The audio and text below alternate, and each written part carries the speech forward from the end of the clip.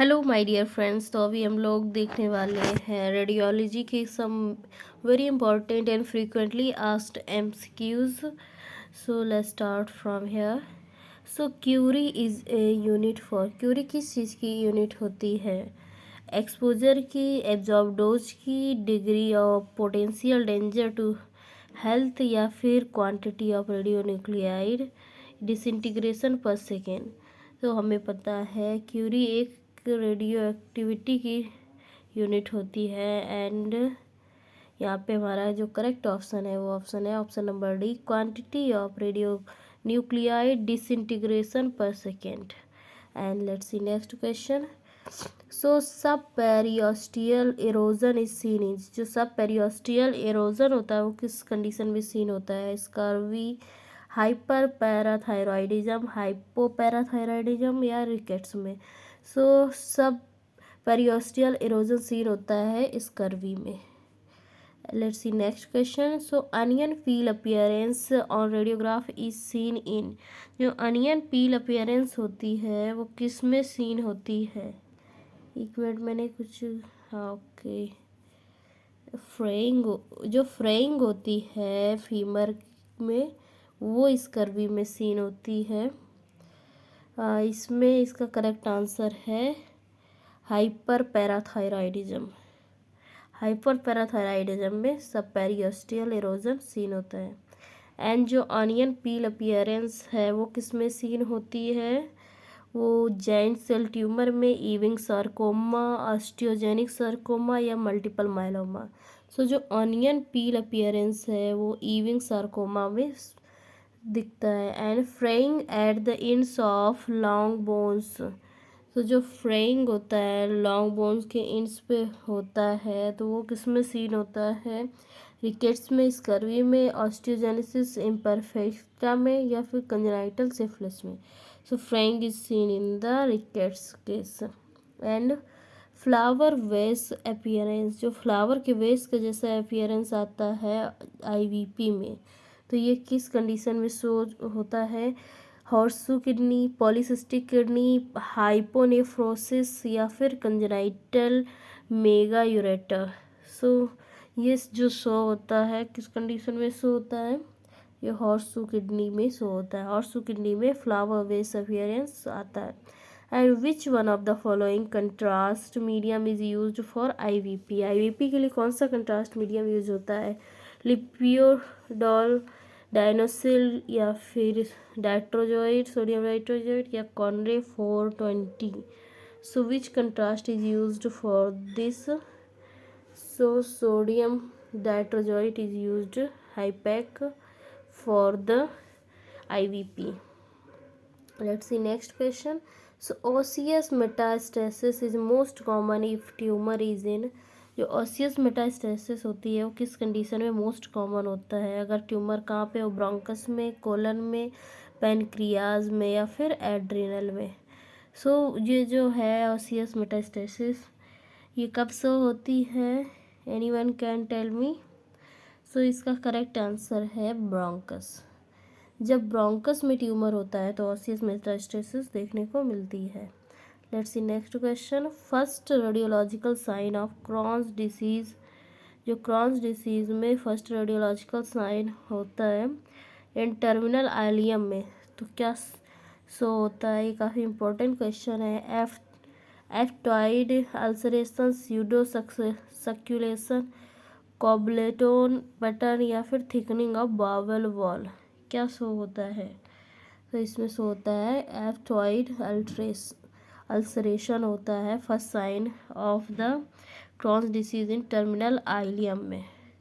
And in X-ray jejunum has a pattern of, X-ray में jejunum में कौन सा पैटर्न होता है? Valvulae conniventes, taenia coli, reverse 3 sign, या फिर इनमें से कोई भी नहीं? तो इनमें से कौन सा साइन शो होता है? Valvulae conniventes. And in scurvy Wimberger sign is best seen in, scurvy में विम्बर्जर साइन जो होता है वो किस जगह पे बेस्ट दिखता है? So lower end of femur में दिखता है Wimberger sign. And air bronchogram is seen in. Air bronchogram किस में सीन होता है? Lung abscess, lung cavity, pneumothorax या फिर कंसोलिडेशन, किस में शो होता है बताइए? तो कंसोलिडेशन में शो होता है air bronchogram. And in tuberculosis, TB के केस में in an AIDS patient the chest X-ray looks like. अगर एड्स का पेशेंट है और उसमें ट्यूबरकुलोसिस भी हो गया है तो उसमें कैसे चेस्ट एक्सरे में सिम्टम्स आएंगे? मिलियरी शैडो आएगी, कैविटी, या फिर कंसोलिडेशन, या फिर कोलैप्स। सो इसका करेक्ट आंसर है मिलियरी शैडो आएगी। Miliary shadow will be shown. And tram line calcifications seen in skull X-ray are characteristics of. जो ट्रैम लाइन कैल्सिफिकेशंस होते हैं स्कल एक्सरे के, वो किस में शो होते हैं? Congenital cytomegalovirus injection, congenital toxoplasmosis, craniopharyngioma, Sturge Weber syndrome, किस चीज़ में शो होते हैं? So this is shown in the Sturge Weber syndrome में। स्टर्ज वेबर सिंड्रोम में tram line calcification skull X-ray में शो होते हैं। And soap bubble appearance is seen in. Soap bubble appearance किस में सीन होता है? ऑस्टियोइड, ऑस्टियोमा, ऑस्टियोकॉन्ड्रोमा, ऑस्टियोक्लास्टोमा या फिर ऑस्टियोजेनिक सार्कोमा में शो होते हैं। तो इसका करेक्ट आंसर है ऑस्टियोक्लास्टोमा में सोप बबल अपीयरेंस शो होती है। And first radiological sign of ulcerative colitis. Ulcerative colitis का फर्स्ट रेडियोलॉजिकल साइन क्या होता है? तो लॉस ऑफ हॉस्ट्रेसियंस जो होता है वो फर्स्ट रेडियोलॉजिकल साइन है अल्सरेटिव कोलाइटिस का। So sun ray appearance on X-ray is seen in. जो सन रे अपीयरेंस होती है वो एक्सरे में कब सीन होती है? ऑस्टियोजेनिक सार्कोमा में, ईविंग सार्कोमा में, मल्टीपल माइलोमा में या फिर ऑस्टियोक्लास्टोमा में। किस कंडीशन में सनरे शो होती है? तो यह होता है ऑस्टियोजेनिक सार्कोमा में। ऑस्टियोजेनिक सार्कोमा में सनरे अपीयरेंस आता है एक्सरे में। And all of the following are radiological features of the tuberculosis of spine. Spine के ट्यूबरकुलोसिस के फीचर्स हैं एक्सेप्ट किस, कौन सा नहीं है स्पाइन ट्यूबरकुलोसिस का feature? Larger paravertebral abscess, marked osteoblastic response, marked collapse of vertebra या फिर डिसीज्ड जॉइंट स्पेस। सो इसका करेक्ट आंसर है answer number marked osteoblastic response. तो इसमें मार्क्ड ऑस्टियोब्लास्टिक रेस्पॉन्स नहीं होता है, बाकी सब होता है। मल्टीपल पंच्ड आउट होल्स जो होते हैं in skull are seen in. Multiple होते हैं पंच्ड आउट होल्स, वो किस कंडीशन में सीन होते हैं? Hyperparathyroidism, multiple myeloma, thalassemia major या फिर एक्रोमिगेली। तो ये किस कंडीशन में सीन होते हैं? ये सीन होते हैं मल्टीपल माइलोमा में। And best radiological view for the diagnosis of fracture scaphoid is. Scaphoid को देखने के लिए कौन सा बेस्ट रेडियोलॉजिकल व्यू होता है? Antero posterior, lateral, oblique. So which is the correct option? Oblique can be better. इसके लिए वैसे स्कोफॉइड फ्रैक्चर देखने के लिए अल्नर डेविएशन एक व्यू होता है, वो सबसे सही होता है, बट यहाँ पे ऑब्लिक ही हम देख सकते हैं। And osteosarcoma is differentiated from myositis ossificans by radiology by. जो ऑस्टियोसार्कोमा होता है डिफ्रेंशिएटेड किया जाता है मायोसाइटोसिस ऑसिफिकेशन से रेडियोलॉजी से किस बेस पे किया जाता है? लोकेशन या absence of osteomyelitic changes, shape of swelling या फिर पेरिफेरल फील्ड ऑफ डिफ्रेंशिएशन। किस आधार पे इसको डिफरेंस को चेक किया जाता है? सो ये किया जाता है पेरिफेरल फील्ड ऑफ डिफ्रेंशिएशन के बेस पे। And let's see next question. Most common cause of target lesion in stomach. Target lesion in stomach का मोस्ट कॉमन कॉज है मेलानोमा, कार्सिनोइड, लिम्फोमा या फिर fibroma. So here our correct option is option number A, melanoma. So which of the following tumour is least sensitive to the radiation? सबसे कम sensitive जो होता है radiation के लिए वो कौन सा होता है? Bronchogenic carcinoma, adenocarcinoma, colon malignant melanoma या फिर osteogenic sarcoma. So here our correct option is option number C, malignant melanoma जो होता है वो रेडिएशन के लिए लीस्ट सेंसिटिव होता है, कम से कम सेंसिटिव होता है। And all are radiological features of rickets except, rickets के सभी रेडियोलॉजिकल फीचर्स हैं एक्सेप्ट। सो हमें पता है कि नैरो ग्रोथ प्लेट रिकेट्स का फीचर नहीं है। इसके अलावा जो इल डिफाइंड फिसिस है ये इसका फीचर है। Frayed and widened metaphysis इसका फीचर है। एंड मेटाफेजियल कफ भी रिकेट्स का फीचर है। And cobalt 60 naturally occurring radioisotope है, आर्टिफिशियल आइसोटोप है, या फिर प्रोडक्ट ऑफ प्लूटोनियम है, या फिर प्रोडक्ट ऑफ यूरोनियम है। सो इसका करेक्ट आंसर क्या है? आंसर है इसका आर्टिफिशियल रेडियो आइसोटोप है ये cobalt 60। And next question, safest light used in dark room in X-ray department is, X-ray department में जो सेफेस्ट लाइट यूज होती है वो किस कलर की होती है? ब्लू, डल वाइट, ग्रीन या फिर रेड। तो ये आप लोग को पता ही होगा कि सेफेस्ट जो लाइट होती है वो रेड कलर की होती है। एंड इसका जो वॉट होता है 15 वॉट से कम का होता है। एंड जो डिस्टेंस होती है 1.5 मीटर के बीच की डिस्टेंस रखते हैं। And rat tail appearance is seen in, rat tail appearance किस चीज़ में सीन होती है? Achalasia, cardia, reflux, oesophagitis, carcinoma oesophagus या फिर हाइटस हार्निया, किस में सीन होता है? तो यहाँ पे कार्सिनोमा ईसोफेगस में रेड टेल अपीयरेंस सीन होता है। Let's see next question, in intravenous pyelography one contracted kidney indicates, intravenous pyelography में जो कॉन्ट्रैक्टेड किडनी होती है वो क्या इंडिकेट करती है? तो वो इंडिकेट करती है क्रोनिक पाइलोनेफ्राइटिस, क्रोनिक पाइलोनेफ्राइटिस को इंडिकेट करती है एक contracted kidney. And best diagnosis of pancreatic cancer is bye, जो पैनक्रियाटिक कैंसर की बेस्ट डायग्नोसिस क्या होती है? यूएसजी, आरसीपी, सीटी या फिर एंजियोग्राफी। तो इसकी जो बेस्ट डायग्नोसिस है वो है सीटी स्कैन। सीटी स्कैन में हम लोग पैनक्रियाटिक कैंसर को बेहतर देख सकते हैं, उसके हेड को। And which of the following primary produces of A radiopaque secondary bone, radiopaque secondary bone को कौन सा मतलब बेस्ट है देखने के लिए? प्रोस्टेट, किडनी, थायराइड या फिर ब्रेस्ट। तो करेक्ट ऑप्शन है option number A, prostate. Prostate is the primary organ which produces a radio opaque secondary to the bone. And X-rays were discovered by Roentgen ने कब डिस्कवर की थी? We all know that 8 November 1905 में discover की थी। And 1901 में उन्हें इसके लिए नोबेल प्राइज़ भी मिला था। And in atresia of cardiac end of stomach X-ray chest is best done with, अगर एट्रेसिया है cardiac end of the stomach में तो जो एक्सरे है चेस्ट का वो कौन सा कैसे किया जाएगा, किसके साथ? कॉन्ड्रे 240 या फिर बेरियम सल्फेट या फिर यूरोग्राफिन या फिर डायनोसिल, क्या यूज़ किया जाएगा इस कंडीशन में? So we will use here डायनोसिल।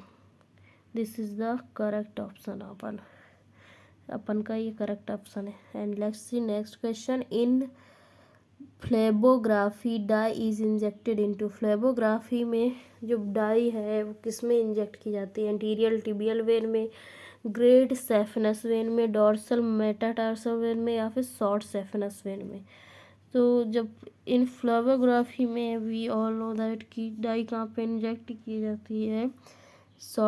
Dorsal metatarsal when में ही इंजेक्ट की जाती है। एब्सोल्यूट कंट्राइंडिकेशन फॉर आईवीपी का एब्सोल्यूट कंट्राइंडिकेशन क्या है?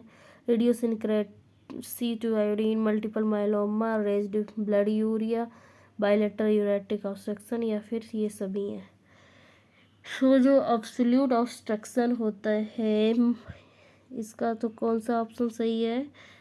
So option number correct would be option number ए, क्योंकि ये जो इडियोसिंक्रेटिक टू द आयोडीन, अगर ऐसे पेशेंट है तो उसमें हम लोग आईवीपी नहीं करेंगे, ये एब्सोल्यूट कंट्राइंडिकेशन है। And best investigation for the diagnosis of ampullary gallstone with obstructive jaundice is, और एम्पुलरी गॉल स्टोन के केस में जिसमें ऑब्स्ट्रक्टिव जॉन्डिस है तो उसका बेस्ट इन्वेस्टिगेशन क्या होगा? So here correct option is option number D, ERCP। ERCP best investigation होता है ampullary gallstone with obstructive jaundice के साथ।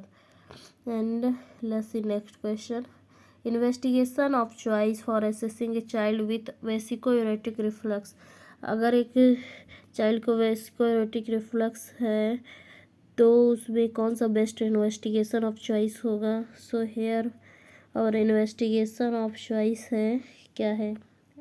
एंटीग्रेड आईवीपी, रेट्रोग्रेड आईवीपी, MCU या फिर cystoscopy. So here our correct option is option number C and that's is MCU। And best diagnosis of tracheoesophageal fistula is by, tracheoesophageal fistula का best diagnosis किसके द्वारा होता है? Barium sulphate, कॉन्ड्रे, डायनोसिल या फिर urography. सो इसका best diagnosis will be by the diagnosis। And which of the following is not a radiological feature of meningioma का radiological feature क्या नहीं है? सो इसका जो डिकैल्सिफिकेशन इनर टेबल होता है, डिकैल्सिफिकेशन इनर टेबल का, तो ये रेडियोलॉजिकल फीचर नहीं है मेनिंजियोमा का। एंड रेडिएंट पेंट कॉजेज, जो रेडिएंट पेंट होता है वो क्या कॉज करता है? Squamous cell carcinoma, osteogenic sarcoma या फिर रोडेंट अल्सर या फिर adenocarcinoma stomach. So this causes, जो रेडियम पेंट होता है वो कॉज करता है osteogenic sarcoma. And let's see next question, best diagnosis of pancreatic cancer is by. Pancreatic cancer अगर है उसके हेड का तो उसको बेस्ट डायग्नोसिस कौन सा होगा? तो अभी हम लोग ने इसका क्वेश्चन देखा भी था, इसका बेस्ट डायग्नोसिस होगा CT स्कैन।